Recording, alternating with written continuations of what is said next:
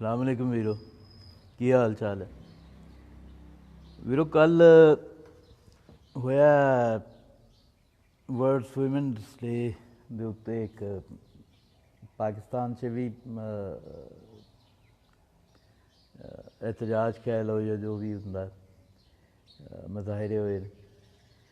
खवातीन ने उहदे च बड़ी शिरकत की थी, अर्बन एलीट थी खवातीन ने। वर्किंग क्लास का यह दिन होंदा मेहनतकश खवातीन का, लेकिन वो मेहनतकश खवातीन तो ज़्यादा उहदे च साडी अर्बन एलीट, और अर्बन एलीट भी लोगों को ये समझ नहीं है शायद कि अर्बन एलीट भी दो तरह की होंदी। एक होंदी है प्योरली शहरी एलीट, जिहड़े जद्दी पुश्ती तौर पर नस्ली तौर पर शहरां 'च आबाद होंदी है नस्ल दर नस्ल। एक होंदी है जिहड़ी कि एक नस्ल तो या मापे शिफ्ट हो गए शहरां 'च, छोटियां शहरां 'चों निकल के या पिंडां थावां तो निकल के, या फिर कि वो बच्चे बच्चियां चले गए यूनिवर्सिटीज़ च, कॉलेजेस च, बोर्डिंग च, हॉस्टल्स च, उत्थे जाके शिफ्ट हो गए। Middle class, lower middle class और अपर मिडल क्लास के बच्चे होंदे ने। अच्छा ये है कि इन्हां दा ये ज़्यादा मसला मैं नोटिस कर रहा छोटे शहरों का है कि ये इत्थों जाते ने बच्चे लैस एक्सपोजर नाल, बच्चे बच्चियां, और जदों उन्होंने बड़े शहरों का एक्सपोजर नज़र आता है तो वो फिर उस रेस च पैंदे ने कि जिथे हद क्रॉस हो जाती है, और वो अपने आप को डिस्टिंक्ट साबित करने वास्ते अपने आप को ज़्यादा मॉडर्न, ज़्यादा लिबरल साबित करने वास्ते उस हद तक चले जाते हैं जिहड़ी कि मजहबी हवाले नाल मैं कभी गल नहीं करता, जिहड़ी कि तुहाडी तहजीब तो भी अगे निकल जाती है। ये बड़ी सीधी जी गल है कि असी, मैं कोई मौलवियां वाली गल नहीं कर रहा या कोई कहो कि एक मौलवियाना नैरेटिव है या एक मजहबी नैरेटिव भी है, नहीं, एक तहजीब का नैरेटिव है, एक अखलाकियात का नैरेटिव है। इनू समझने की जरूरत है। जिहड़े लैस एक्सपोजर यूथ है और किसी न किसी विंगे चिब्बे लिबरल नाल, जिन्होंने लिबरलिज्म का भी ठीक से पता नहीं है, उहदे नाल जुड़ के वो अपने आप नू बिल्कुल ही बांदरनुमा कर रही है। ये उन्हां वास्ते है कि देखो, ਜਦੋਂ ਤੁਸੀਂ तरक्की की गल करते हो, डिवेलपमेंट की गल करते हो, तहजीब नू साइड से नहीं रख देंगे। तहजीब अंग्रेजी वर्जन की है तहजीब का, सिविलाइजेशन। सिविलाइजेशनस तो सिविलाइजेशन दी गोद चों, कोख चों तहजीब निकलती है, एथिक्स निकलते हैं, कल्चर निकलता है। हुण अगर असी तहजीब की गोद चों उहदी अखलाकियात कढ़ लीए तो साडी अज तक की तरक्की, ह्यूमन सिविलाइजेशन की तरक्की कित्थे चली जाएगी। फिर साडे च ते स्टोन एज के लोगों च की फर्क रह जाएगा, या फिर वो तबकात जिहड़े गर्दना वढ़ के फुटबॉल खेड रहे हैं या जबर करते ने मजहब के नाँ ते इंसानियत नाल, औरत नाल, फिर उन्हां च ते साडे च फिर ये तो यही है कि वो उस साइड तो आ रहे हैं, एक होर साइड तो आ रहे हैं, तुसी एक होर साइड तो आ रहे हो, और ऑब्जैक्टिव और गोल तुहाडा एक ही है, सेंटर च एक चीज़ पई है, उहदे वल्ले तुसी बढ़ रहे हो। और अल्टीमेटली वो कहते हैं कि जी जिवें going away is going far and going far is returning.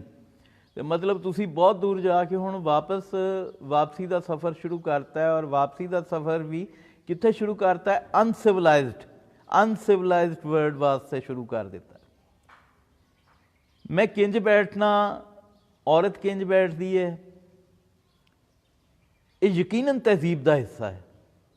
ये कोई मजहबी नैरेटिव नहीं है, कोई मुलाई नैरेटिव नहीं है, ये मुलाइयत नहीं है ये कि मैं अगर कहाँ कि मैं एक मर्द होने के नाते किंज बैठना किसी को की लगे, या एक खातून है, एक औरत है, वो कहे कि मैं जिमें मर्जी बैठा किसी को की लगे, नहीं, ये तहजीब दा और अखलाकियात दा इशू है। तुसी डाइनिंग टेबल दे उत्ते या मेहमानां दे आउण दे उत्ते अंडरवेयर पा के नहीं बैठ सकते, चाहे मर्द भी होवो। इखलाकियात सानूं दसदी है, साडी ह्यूमन सिविलाइजेशन दी अज तक दी जिहड़ा साडा सिविलाइज बिहेवियर एक गार दे इंसान तो लैके अज तक आया है, वो सानूं सिखांदा है कि नहीं ਇਹ ਨੋਰਮਸ ਨੇ, ਇਹ ਐਥਿਕਸ ਨੇ, ਇਹ ਮੈਨਰਿਜ਼ਮ ਹੈ। ਇਹ ਸਾਰੀਆਂ ਚੀਜ਼ਾਂ ਨੂੰ ਕੱਢ ਕੇ ਅੱਛਾ ਫਿਰ ਉਹ ਮੁੰਡੇ ਜਿਹੜੇ ਨੇ ਇਹਨਾਂ ਦੇ ਨਾਲ ਮੁਜ਼ਾਹਰੇ 'ਚ ਸ਼ਾਮਿਲ ਸਨ, ਮੈਂ ਇਹਨਾਂ ਨੂੰ ਕਹਿੰਦਾ ਹੁੰਦਾ ਸਮੋਸੇ।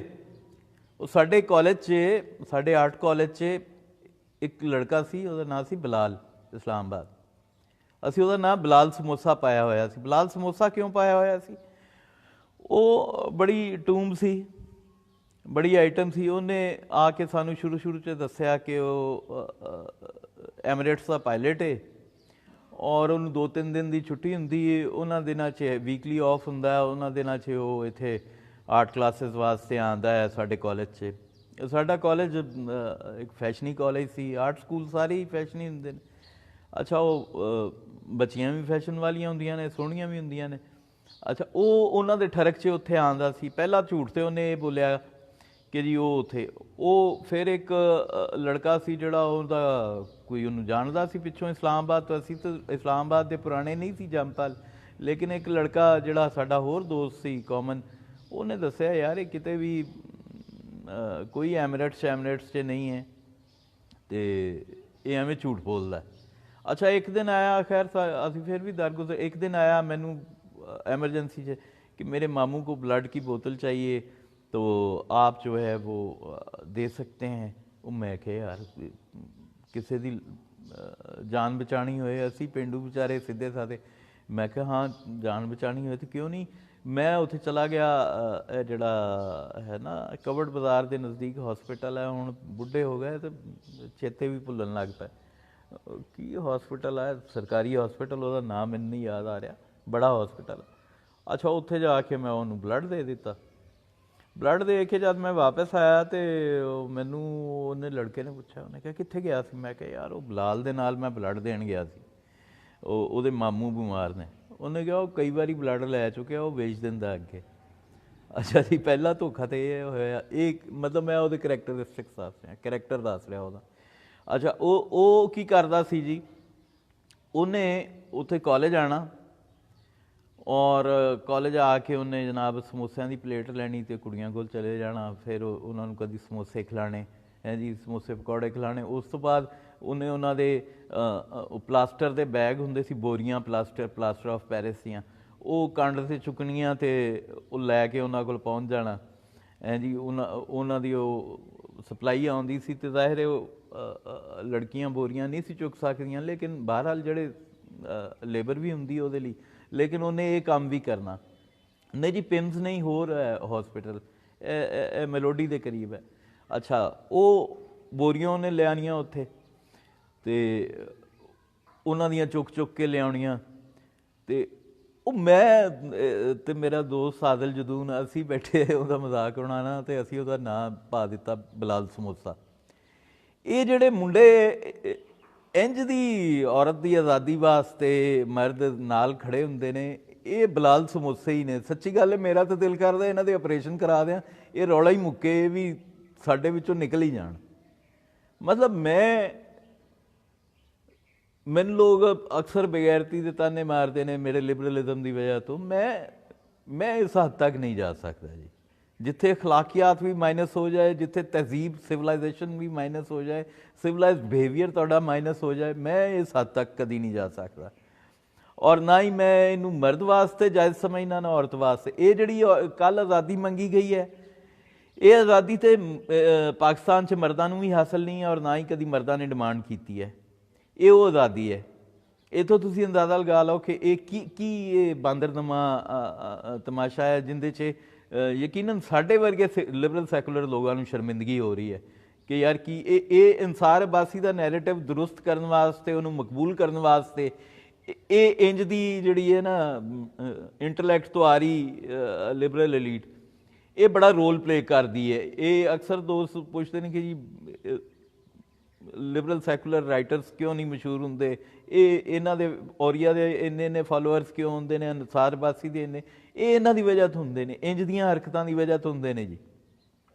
ਇਹ ਜਿਹੜੀਆਂ ਲਿਮਿਟਲੈਸ ਹਰਕਤਾਂ ਨੇ ਇਹਨਾਂ ਦੀ ਵਜ੍ਹਾ ਤੋਂ ਹੁੰਦੇ ਨੇ। ਮੈਂ ਇਹਦੇ ਸਾਖ 'ਚ ਹਾਂ। ਮੇਰੀ ਬੇਟੀ ਹੋਏ, ਉਹ ਆਪਣੀ ਮਰਜ਼ੀ ਦਾ ਬਾਹਰ ਚੁਣ ਸਕਦੀ ਹੈ। ਉਹ ਆਪਣੀ ਮਰਜ਼ੀ ਦੇ ਕੱਪੜੇ ਅਖਲਾਕੀਆਤ ਦੇ ਦਾਇਰੇ 'ਚ, ਮਜ਼ਹਬ ਦੀ ਮੈਂ ਨਹੀਂ ਗੱਲ ਕਰ ਰਿਹਾ, ਪਰਦੇ ਦੀ ਗੱਲ ਨਹੀਂ ਕਰ ਰਿਹਾ, ਅਖਲਾਕੀਆਤ ਦੇ ਦਾਇਰੇ 'ਚ ਰਹਿੰਦੇ ਹੋਇਆਂ ਆਪਣਾ ਡਰੈਸ ਸਿਲੈਕਸ਼ਨ ਕਰਦੀ ਹੈ, ਆਪਣੀ ਪਸੰਦ ਦੀ ਸ਼ਾਦੀ ਕਰਦੀ ਹੈ। ਇਹ ਉਹ ਚੀਜ਼ਾਂ ਨੇ ਜਿਨ੍ਹਾਂ ਦੇ ਉੱਤੇ ਅਸੀਂ ਗੱਲ ਕਰ ਸਕਦੇ ਹਾਂ, ਜਿਹੜੀ ਆਜ਼ਾਦੀ ਮਤਲੂਬ ਹੈ ਔਰਤ ਨੂੰ, ਜਿਹਦੀ ਜ਼ਰੂਰਤ ਹੈ। ਇਸ ਤੋਂ ਅੱਗੇ ਜਿਹੜੇ ਲੰਘ ਜਾਂਦੇ ਨੇ ਲੋਕ, ਉਹ ਮੈਨੂੰ ਨਹੀਂ ਸਮਝ ਆਉਂਦੀ ਕਿ ਉਹ ਕੀ ਆਜ਼ਾਦੀ ਮੰਗਣਾ ਚਾਹ ਰਹੇ ਨੇ। ਇਹਦਾ ਤਾਂ ਫਿਰ ਰਿਵਰਸ ਕੀ ਹੋਏਗਾ? ਇਹਦਾ ਰਿਵਰਸ ਇਹ ਹੋਏਗਾ ਕਿ ਮੈਂ ਕਹਾਂ ਕਿ ਜੀ ਮੈਨੂੰ ਤਾਂ ਕਿਸੇ ਮੇਰੇ ਅੱਗੇ ਘਰ ਕੋਈ 10 ਮਹਿਮਾਨ ਖਵਾਤੀਨ ਆ ਗਈਆਂ ਨੇ ਔਰ ਮੈਂ ਉੱਥੇ ਕਮੀਜ਼ ਲਾ ਕੇ ਜਿਹੜਾ ਉਹ ਬੈਠਾ ਹੋਇਆ, ਅਤੇ ਠੀਕ ਹੈ ਮੈਂ ਉਂਝ ਹੀ ਮਿਲ ਲੈਂਦਾ ਉਹਨਾਂ ਨੂੰ। ਇਹ ਮੇਰੀ ਆਜ਼ਾਦੀ ਹੈ, ਮੇਰੀ ਸ਼ਖਸੀ ਆਜ਼ਾਦੀ ਹੈ। ਅਗਰ ਤਾਂ ਤੁਸੀਂ ਸਮਾਜ ਦਾ ਹਿੱਸਾ ਹੋ ਤਾਂ ਫਿਰ ਤਾਂ ਤੁਹਾਡੀ ਇੰਜ ਦੀ ਸ਼ਖਸੀ ਆਜ਼ਾਦੀ ਜਿਹੜੀ ਹੈ ਉਹ ਨਾਕਾਬਲੇ ਕਬੂਲ ਹੈ। ਲੇਕਿਨ ਅਗਰ ਤੁਸੀਂ ਪ੍ਰਾਈਵੇਸੀ 'ਚ ਹੋ, ਇਕੱਲੇ ਘਰ ਬੈਠੇ ਹੋ, ਤਾਂ ਠੀਕ ਹੈ, ਫਿਰ ਉਹਦੇ 'ਚ ਕੋਈ ਹਰਜ ਨਹੀਂ। ਲੇਕਿਨ ਬਹਰਹਾਲ ਇਹ ਜੋ ਡਿਸਪਲੇ ਹੋਇਆ ਕੱਲ੍ਹ, ਇਹ ਬੜਾ ਹੀ ਸ਼ਰਮਨਾਕ ਸੀ ਮੇਰੇ ਵਾਸਤੇ, ਜਿਹੜਾ ਇੱਕ ਬੰਦਾ ਮੁਕੰਮਲ ਤੌਰ 'ਤੇ ਗੈਰ ਮਜ਼ਹਬੀ ਹੈ ਔਰ ਸ਼ਖਸੀ ਆਜ਼ਾਦੀਆਂ 'ਤੇ ਯਕੀਨ ਰੱਖਦਾ ਹੈ, ਔਰਤ ਦੀ ਆਜ਼ਾਦੀ 'ਤੇ ਯਕੀਨ ਰੱਖਦਾ ਹੈ, ਔਰਤ ਦੇ ਓਨਾ ਹੀ ਇਨਸਾਨ ਹੋਣ 'ਤੇ ਯਕੀਨ ਰੱਖਦਾ ਹੈ ਜਿੰਨਾ ਕਿ ਮਰਦ ਦੇ ਇਨਸਾਨ ਹੋਣ 'ਤੇ ਯਕੀਨ ਰੱਖਦਾ ਹੈ।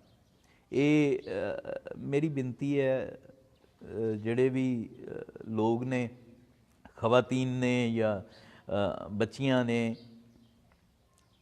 ਇਸ ਐਕਟੀਵਿਟੀ 'ਚ ਸ਼ਾਮਿਲ ਨੇ, ਉਹਨਾਂ ਨੂੰ ਮੇਰੀ ਬੇਨਤੀ ਹੈ ਕਿ ਮਜ਼ਹਬ ਦਾ ਖਿਆਲ ਨਾ ਕਰੋ, ਪਰਦੇ ਦਾ ਖਿਆਲ ਨਾ ਕਰੋ, ਤਹਿਜ਼ੀਬ ਦਾ ਖਿਆਲ ਜ਼ਰੂਰ ਕਰੋ, ਅਖਲਾਕੀਆਤ ਦਾ ਖਿਆਲ ਜ਼ਰੂਰ ਕਰੋ। ਆਪਣੇ ਆਪ ਨੂੰ ਜੰਗਲੀ ਇਨਸਾਨ ਸਾਬਤ ਮਤ ਕਰੋ। ਜੰਗਲੀ ਸਿਰਫ ਉਹ ਨਹੀਂ ਨੇ ਜਿਹੜੇ ਐਕਸਟ੍ਰੀਮਿਸਟ ਨੇ, ਟੈਰਰਿਸਟ ਨੇ। ਜੰਗਲੀ ਹੋਣਾ ਇੱਕ ਰਵੱਈਆ ਵੀ ਹੈ ਔਰ ਅਨਸਿਵਲਾਈਜ਼ਡ ਹੋਣਾ ਇੱਕ ਰਵੱਈਆ ਵੀ ਹੈ। ਆਪਣੇ ਆਪ ਨੂੰ ਅਨਸਿਵਲਾਈਜ਼ਡ ਸਾਬਤ ਮਤ ਕਰੋ। ਬਹੁਤ ਸ਼ੁਕਰੀਆ ਜੀ। ਰੱਬ ਰਾਖਾ।